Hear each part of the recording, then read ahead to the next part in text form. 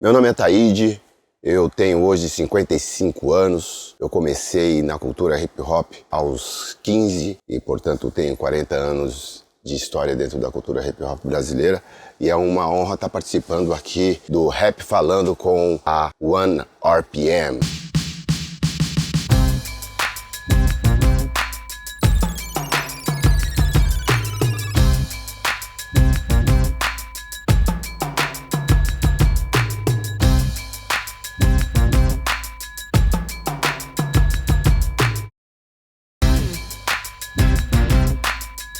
No hip hop eu comecei como um b-boy, dançando nas ruas da cidade. A gente não tinha ideia de como a gente pudesse deslizar num chão áspero como um asfalto. Então a gente pensou, pô, vamos pegar papelão.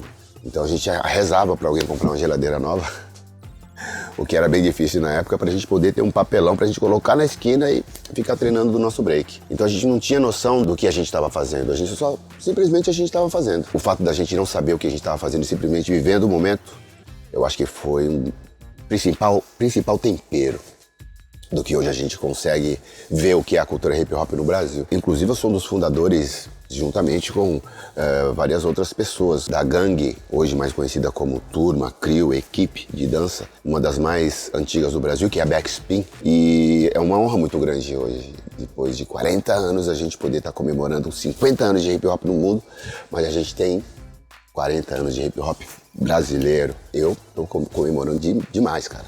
Todo dia. Inclusive, se não me chamam pra nada, eu tô em casa curtindo minhas músicas antigas, meus vídeos antigos, falando com o pessoal da antiga. Inclusive, São Bento ainda existe todo final de mês, último sábado do mês, o pessoal se encontra. Então, o hip hop pulsa e não vai parar.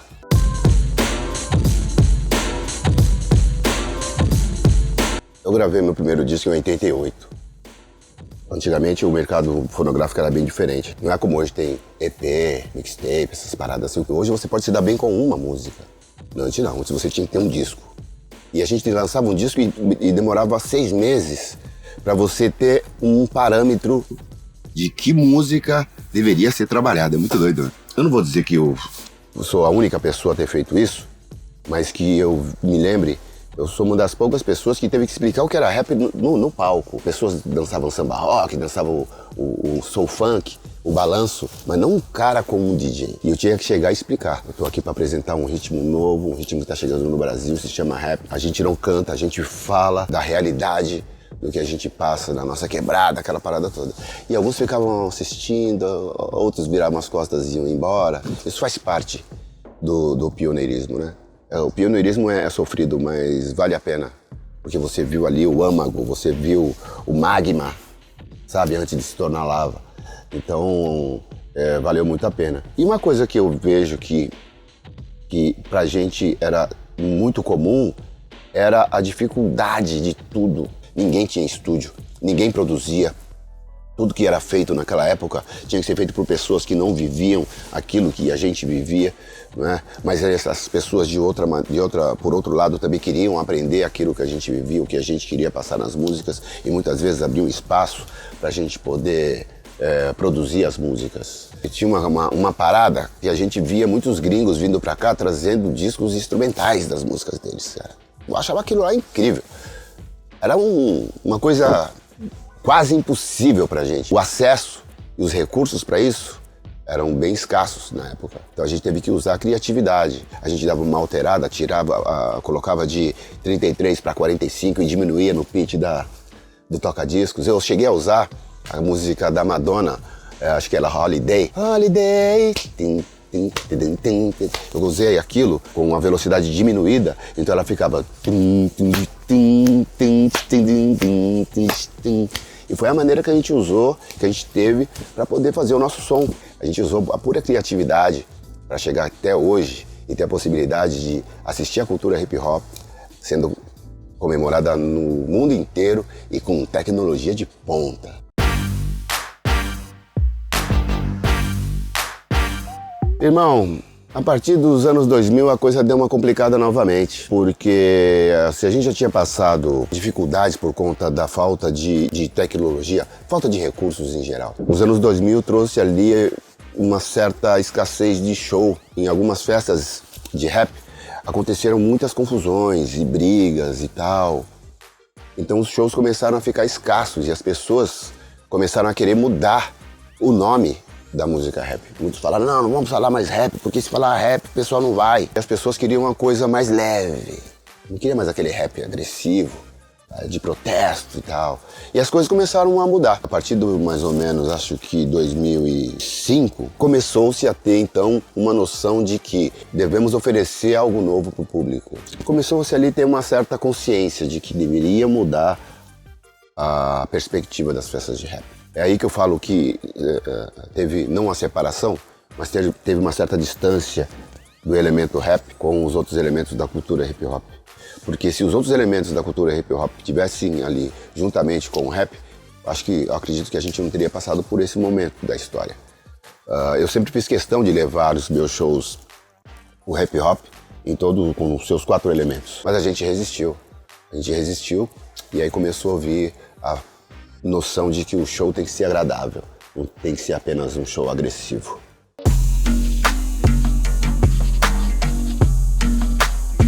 E a partir de 2010 eu lancei meu primeiro disco solo em 2007. E esse disco trouxe a música Pra Cima, que ela é hit até hoje, sempre toca nos lugares. E ali já começamos a ter uma noção melhor de como a gente podia fazer uma música dançante, mas que não deixava o protesto de lado, porque a letra da música Pra Cima ela é bem positiva, mas ela também dá os seus alertas, né? Não transe sem camisinha, se pisar no pé de alguém, disfarça, logo passa, porque justamente aquela questão das brigas, que muitas vezes, cara, o fulano ia pro baile já na intenção de brigar. Então às vezes você só esbarrava no cara, o cara já te empurrava, qual é que é? Eu não vou dizer pra você, pretensiosamente, que a música Pra Cima é uma música que colocou essa nova perspectiva na mente das pessoas. Mas acredito que ela tenha colaborado muito. Não estou aqui dizendo que eu era o único que fez ou que ninguém fazia antes. Mas eu acredito que a música Pra Cima tenha sido uma grande munição, no bom sentido, para que a gente pudesse ter uma perspectiva mais positiva do rap naquele período.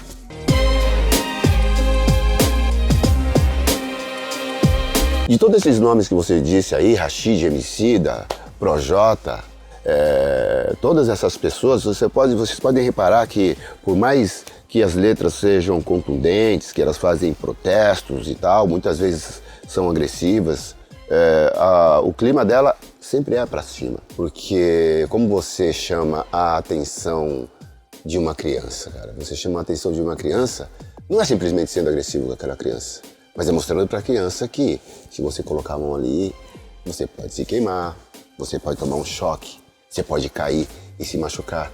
E quando a criança não te obedece, quando a criança não te ouve, ela vai ou tomar um choque, ou se queimar, ou cair. Aí você vai dizer, tá vendo?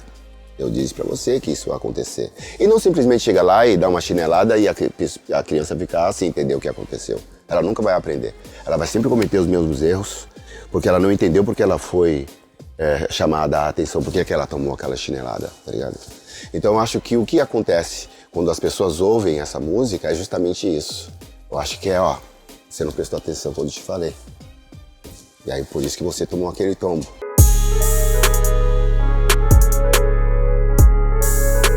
Eu comecei no hip hop batalhando, cara, sabe? Batalhando contra as gangues, era minha gangue contra a gangue da Zona Leste, da Zona Norte, da Zona Oeste. A gente veio da batalha mesmo. A gente já batalhava no nosso dia a dia, quando a gente ainda não tinha o hip hop. E quando veio o hip hop, a gente viu ainda mais a importância da batalha. O hip hop nos mostrou como a gente podia também batalhar artisticamente. E mais ainda, descobrimos que a rua é um berço de arte, sabe? As artes mais contundentes, as artes mais verdadeiras sempre vêm da rua. E quando eu vi a questão do suicídio, eu vi mais pessoas falando mal do que pessoas que concordavam, até por conta do bairrismo, né? Pô, nós somos de São Paulo, nós somos do Sudeste, cara, que é isso? A gente não pode abraçar. Mas aí, cara, o tempo passou e eu fiquei pensando, da mesma forma que na época do break, que existe essa época pra gente, né? Na época do break, que foi o primeiro elemento que a gente conheceu da cultura hip hop. Na época do break, eu fui um cara, conquistei um respeito na rua, foi através das batalhas. Foi provocando a outra gangue, foi mostrando pra gangue que a minha gangue é melhor que ela. E eu acredito que o pessoal que que participou do suicídio, eles vieram na mesma pegada, cara. Eles tinham que provocar de alguma forma. Inclusive, eu perguntei isso diretamente pro Baco. E ele me falou isso. Eu vi a oportunidade de ser conhecido. E a forma que eu vi de ser conhecido era dessa forma. Era provocando. E eu consegui o meu objetivo. Eu achei ele verdadeiro quando ele me disse isso. E o hip hop, ele é combate. Eu gosto do combate, gosto do embate, só não gosto de injustiça e não gosto de covardia. E eles vieram dessa forma, irmão, e conseguiram o objetivo. E não derramaram nenhum sangue.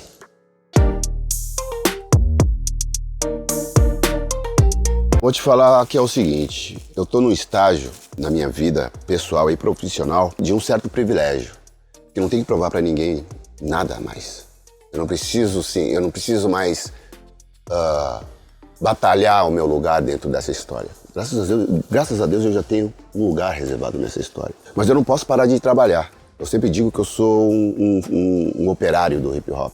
O que eu fico apenas na dúvida, eu já vi muitas pessoas falando do hip hop em si, tá? Falando, pô, o que você acha que a gente tem que fazer pra salvar o hip hop? Do que o hip hop precisa ser salvo, cara? Se você se basear apenas pelos MCs, rappers famosos, você nunca vai dar atenção para aqueles que são a base. Tem muitos MCs e rappers por aí que são anônimos e que fazem trabalhos incríveis. Se você ficar vendo apenas os grandes grafiteiros, você vai se esquecer que tem muitos grafiteiros anônimos também que são incríveis. E o que eu mais vejo são ótimos DJs que você nunca ouviu falar o nome deles. Big girls, big boys. Você não ouve falar dessas pessoas. Então por isso que eu fico perguntando, salvar o hip hop do quê? Se na raiz ele ainda ferve, ele ainda é forte. E é de lá que vem os próximos nomes, é de lá que vem os novos astros, digamos assim, né? Não sei de onde que a gente precisa salvar. Eu acho que quem pensa que o hip hop precisa ser salvo é quem realmente está precisando de salvação. Mas eu quero também falar de pessoas que fazem parte da base e que estão aí na ativa. A gente tem N.D. Naldinho, que ainda está... Inclusive, acho que o ano passado, o ano retrasado, ele lançou um disco. A gente tem o Gog, que está na ativa. MV Bill, acabei de assistir um show dele incrível. Temos Câmbio Negro. Então tem muita gente que as pessoas têm que pesquisar, que são a base dessa cultura que elas vivem hoje e que muitas vezes passa batido porque elas não pesquisam. A cultura hip hop, ela vem antes dos anos 90. Antes dos anos 90. Isso também precisa ser pesquisado. Porque essas pessoas que também são alicerce dessa cultura, ainda estão aí, estão na ativa e precisam ser divulgadas. Eu acho que tudo é válido. Rhyme, trap, drill, acho que tudo é válido. São vertentes desse ritmo. O que eu não acho legal é dizer que não é rap. Toda vez que você fala, que você declama em cima de um ritmo, independente de qual ritmo seja, você está fazendo um rap. Isso são vertentes do hip hop, da música rap, que é a música do hip hop. Amanhã ou depois pode chegar em mais 1000 termos, mas se é baseado no rap em si, é rap também. A não ser que você tenha algum preconceito em assumir que a sua música é vertente do rap. Aí já é outra fita.